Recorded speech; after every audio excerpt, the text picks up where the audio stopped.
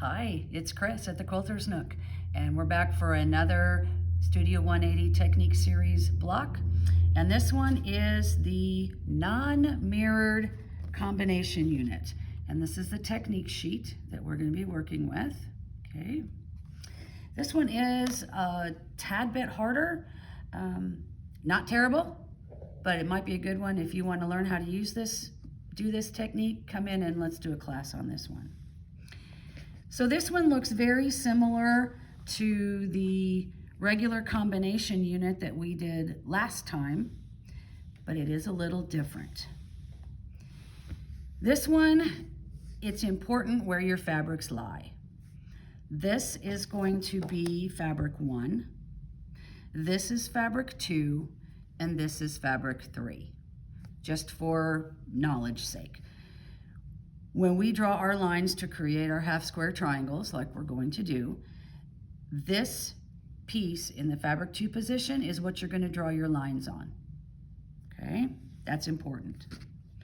So we're going to take, for this one we have 4 different pieces of fabric. We have the fabric 2, the fabric 3, and this time we have 2 squares for our large triangles. We'll get to those in a minute. So I know this one has to be in this position that I'm going to draw on the back of this one. So we're going to draw just like we've done before with our magic wand. And so on each, draw our lines 1/4 inch away. Those become your sewing lines. We're also going to turn and do this a second time. So this is what kind of makes it just a little bit more difficult. So we're going to turn our block, we're going to position our magic wand, and we're going to draw again on each side of this magic wand. So this gives us, my lines didn't come out very good, but you get the idea. This gives us 4 lines on our tool, or on our paper. Now, when we put these together, right sides together, like we would, what we're going to end up making is this. We're going to end up with 4 units that look just like this. They're all going to be identical because of the way we're going to sew. I call this the funky sewing. In a lot of my classes, when we do this, they're like, oh, is that the funky sewing way? Yes. All right, you're gonna start on the right-hand side, and you're gonna sew down this line, okay? You're gonna come across the center, anywhere across that center, and then you're gonna head down the left-hand side. So when you sew, you're going to sew right, go across, and then go down the left-hand side, okay? Then we're going to take it out of the machine. We're going to turn it. We're going to do the same thing again. Sew down the right, sew across the center, sew down the left. And it's kind of hard to see, but I've done that here. We've got sewing down the right-hand side, we've gone across the center, and we've sewn down the left-hand side. These 2 are not sewn, and that's for a purpose. That's on purpose. Took it out, turned it around, and we went down the other side. Down the right, go across the center, down the left. Okay?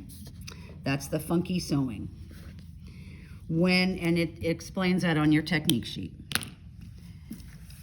When we go to cut these apart, well, that's not quite big enough.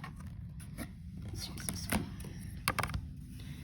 When we go to cut these apart, we're going to cut them apart down the center of our lines like we've done any half square triangle.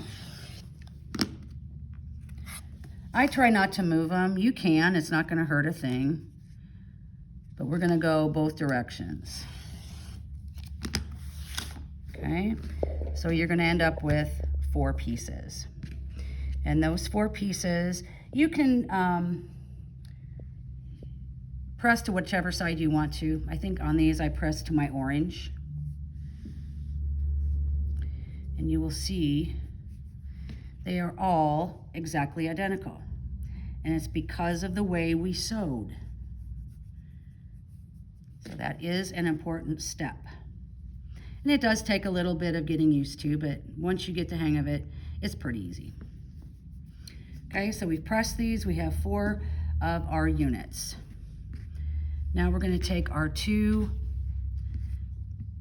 lighter squares and we are going to just cut them down corner to corner once to give us 4 half triangles. Okay. Now we're going to do some more sewing. So we're going to lay our triangle right side up.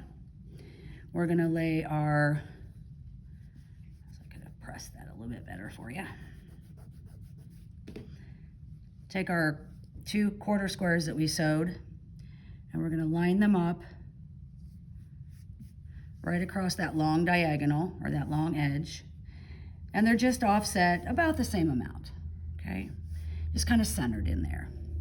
And you're going to sew your nice 1/4 of an inch all the way across there. When you go to press, we're going to press to your large triangle. And you get this unit. Okay? And where did my one go? Misplaced. Okay.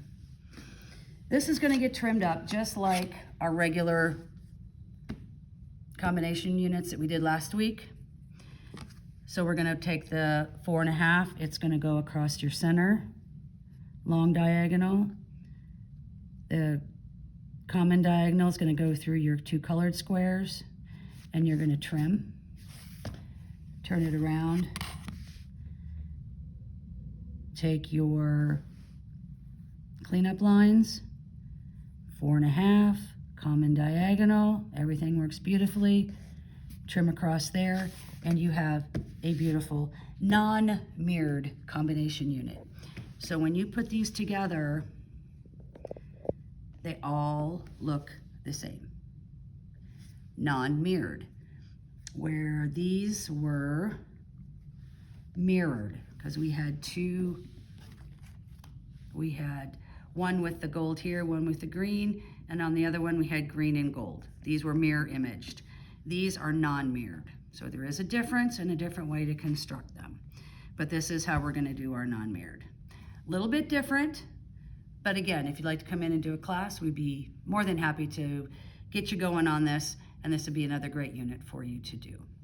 All right, let's see. Next time, I don't know. I have to see what we're going to come up with. But it will be another wonderful Studio 180 technique. We'll see you then.